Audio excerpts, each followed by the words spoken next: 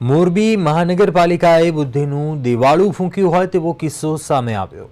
થોડા જ મહિનાઓ પહેલા બનેલ આલાપ રોડથી લીલાપર રોડ ઉપર મહાનગરપાલિકાએ ફરી તોડફોડ શરૂ કરી છે અને સ્થાનિકોના જણાવ્યા પ્રમાણે રોડ બનાવતી વખતે ભૂગર્ભ ગટરનું કામ અધૂરું રાખવામાં આવ્યું હતું અને હવે રોડ તોડી તેને પૂરું કરવાની કામગીરી હાથ ધરાઈ છે। સ્થાનિકોમાં ભૂગર્ભ ગટરનું કામ શરૂ થતાં ખુશી જોવા મળી અને નવા રોડને ફરી તોડવામાં આવતા ભારે નારાજગી ફેલાઈ છે। સ્થાનિક લોકો કહી રહ્યા છે કે રોડ બનતો હતો ત્યારે જો ભૂગર્ભનું કામ કર્યું હોત તો આ નોબત જ ન આવતી।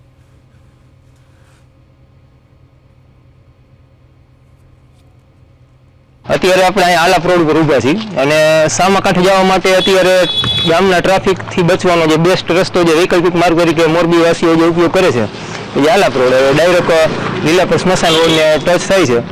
એ રોડ વર્ષો સુધી તૂટેલી હાલતમાં હતો અને આ આલાપ રોડના રહીશોએ બધાએ વારંવાર રજૂઆતો કરી ત્યારે મહા મુશ્કેલીએ એક રોડ મંજૂર થયો હતો પણ હજી એના 12 મહિના જેવો પણ સમય થયો નથી।